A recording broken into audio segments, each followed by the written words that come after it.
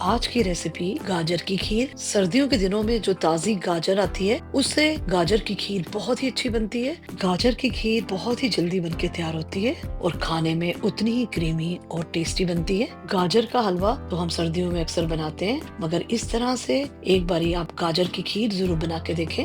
गाजर की क्रीमी सी खीर बनाने के लिए 2 चम्मच मैंने कच्चे चावलों के लिए हैं। इन चावलों को अच्छी तरह से धो लेंगे। 1 से 2 बारी नॉर्मल पानी से इन चावलों को धो लेते हैं और फिर इन्हीं चावलों में थोड़ा सा पानी डालने के बाद इसको कवर कर देंगे और थोड़ी देर के लिए इसको साइड पे रख देते हैं।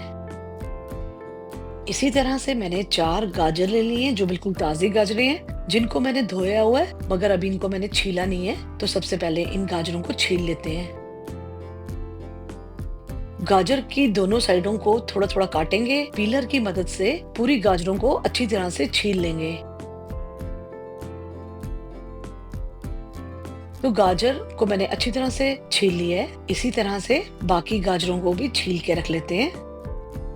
सारी गाजरों को मैंने अच्छी तरह से छील लिया है। तो गाजर की खीर बनाने के लिए गाजर को सबसे पहले कद्दूकस कर लेते हैं। गाजर को कद्दूकस करने के लिए मोटे वाली साइड से ही कद्दूकस करेंगे। मोटी वाली तरफ से घिसने से ये होगा कि जो गाजर के लच्छे बनेंगे वो काफी मोटे मोटे बनेंगे और वो गाजर की खीर में बहुत अच्छे लगेंगे। और ये देखिए, इस तरह से मैंने लच्छे कर लिए हैं। तो बाकी गाजर को भी इसी तरह से कद्दूकस कर लेते हैं। गाजर तो अच्छी तरह से कद्दूकस हो चुकी है। तो अब चावलों को देख लेते हैं जो हमने पहले से भिगो के रखे हैं। तो अब इन चावलों को मिक्सी के एक जार में डाल लेते हैं और इस पानी को भी चावलों के साथ ही डाल देंगे।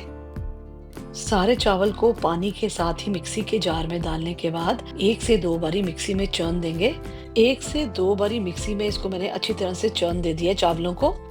तो ये देखिए, दरदरा सा मैंने इसको पीसा है, बहुत ज्यादा इसको बारीक नहीं करना है। गाजर की खीर बनाने के लिए थोड़े से मैंने ड्राई फ्रूट भी ले लिए, सौंगी, काजू और बादाम लिए। खीर में शाही फ्लेवर के लिए हरी इलायचियों का भी इस्तेमाल किया है। गैस पे मैंने एक पैन चढ़ा दिया। गैस की आंच मैंने मीडियम रखी है। 1 चम्मच देसी घी इस पैन में डाल लेते हैं। तो जैसे ही देसी घी हल्का सा गर्म हुआ तो सारी कद्दूकस की हुई गाजरें इस पैन में डाल लेते हैं।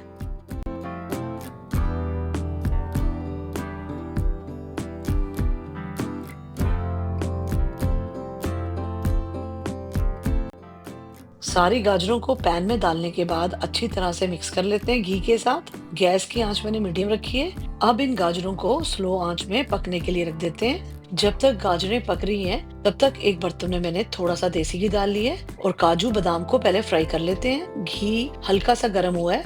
गैस की आंच मैंने मीडियम ही रखी है ताकि काजू बादाम जल ना जाए। तो इनको लगातार हिलाएंगे। काजू बादाम अच्छी तरह से भुन चुके हैं, तो अब इनको बाहर निकाल लेते हैं। देसी घी में ड्राई फ्रूट को भूनने से गाजर की खीर में बहुत अच्छा क्रंच आएगा। काजू और बादाम को भूनने के बाद किशमिश को भी भून लेते हैं। गैस की आंच मैंने स्लो रखी है। किशमिश को जल्दी से भून लेते हैं और इसको लगातार ही हिलाएंगे, वरना इसका जलने का भी डर होता है। और ये फूलने भी लगी है, तो इसको अब हम बाहर निकाल लेंगे। सारा ड्राई फ्रूट फ्राई करने के बाद एक प्लेट में निकाल लिया है। अब उसी पतीले में जिसमें हमने ड्राई फ्रूट फ्राई किया था, 1 लीटर दूध को गर्म कर लेते हैं। तो सारा का सारा 1 लीटर दूध मैंने इस पतीले में डाल लिया है। गैस की आंच मैंने मीडियम ही रखी है। अब दूध को अच्छी तरह से उबाल लेंगे। ये जो मैंने दूध का इस्तेमाल किया है, इसको मैंने सुबह पहले उबाल के रखा था, तो ये फुल फैट दूध है। अब दूध को अच्छी तरह से ना गर्म कर लेते हैं, क्योंकि इसको मैंने सुबह से उबाला हुआ है। तो इसको अच्छी तरह से पहले गर्म कर लेते हैं। तो दूध अच्छी तरह से गर्म हो चुका है। जो मैंने मिक्सी में चावल दरदरे से पीसे थे, वो अब इस गर्म दूध में डाल देते हैं। तो अच्छी तरह से मिक्सी के जार को हिलाएंगे और सारे के सारे चावल पानी के साथ ही डाल देंगे। तो सारे दरदरे से किए हुए चावलों को दूध में मिक्स कर लेते हैं। तो थोड़े से मिक्सी में अभी चावल पड़े हुए हैं, तो उसमें थोड़ा सा दूध डाल के हिलाएंगे और सारे दूध वाले पतीले में मिक्स कर देंगे। अब दूध को लगातार हिलाएंगे ताकि जो चावल है वो अच्छी तरह से पक जाए, क्योंकि दूध की क्वांटिटी ज्यादा है और चावल कम है। तो हमें लगातार हिलाते रहना है ताकि ये बर्तन के तले में ना चिपके। साथ ही में मैंने 2 इलायचियों को कूट के उनका पाउडर दूध में मिक्स कर लिया है। इलायची के पाउडर को अच्छी तरह से मिक्स कर लेते हैं दूध के साथ और इसको लगातार हिलाएंगे। इलायची डालने के बाद लगातार ही दूध को हिलाते रहेंगे। गैस की आंच मैंने मीडियम ही रखी है ताकि चावल भी अच्छी तरह से गल जाएं। तो अब जो हमने गाजर पहले से स्लो आंच में चढ़ा के रखी थी, उसको भी चेक कर लेते हैं। गाजर का पानी बिल्कुल श्रिंक हो चुका है। गाजर अच्छी तरह से पक भी चुकी है। तो अब मैंने गैस को बंद कर दिया है। दूध में भी अच्छी तरह से उबाला आ चुका है। और चावल भी अच्छी तरह से गल चुके हैं और दूध काफी थिक हो गया है। तो अब जो हमने गाजर पहले से पका के रखी है वो अब हम इस दूध में डाल लेते हैं। तो सारी की सारी गाजर दूध में मिक्स कर लेते हैं।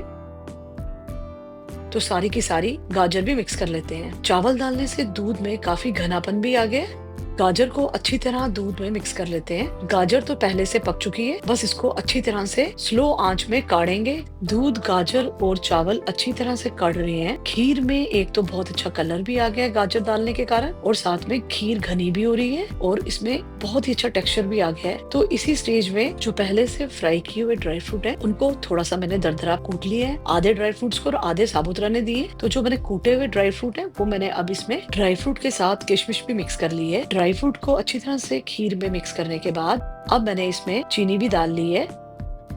चीनी को गाजर की खीर में अच्छी तरह से मिक्स करने के बाद गैस को अब मैं बंद कर दूंगी, क्योंकि खीर बहुत अच्छी तरह से पक चुकी है और काफी थिक भी हो गई है। अब गर्मा गर्म बनी गाजर की खीर को एक बाउल में निकाल लेते हैं। अगर आप चाहें तो इसको फ्रिज में ठंडा करके भी खा सकते हैं, लेकिन सर्दियों के दिनों में गर्मा गर्म ही गाजर की खीर बहुत अच्छी लगती है। तो अब जब भी घर में कोई मेहमान आ रहे हो तो इस तरह से गाजर की खीर जरूर बना के देखें। अगर लगे कि खीर बहुत ज्यादा घनी हो चुकी है तो आप इसमें एक्स्ट्रा दूध डाल के फिर से इसको गर्म कर सकते हैं। तो इसकी थिकनेस को आप बैलेंस कर सकते हैं अपने हिसाब से। तो इस सर्दियों में गाजर की खीर जरूर बना के देखें। दोस्तों, वीडियो अच्छी लगे तो आपका अपना चैनल theHomechef.283 को जरूर से सब्सक्राइब करें, लाइक और शेयर करना ना भूलें।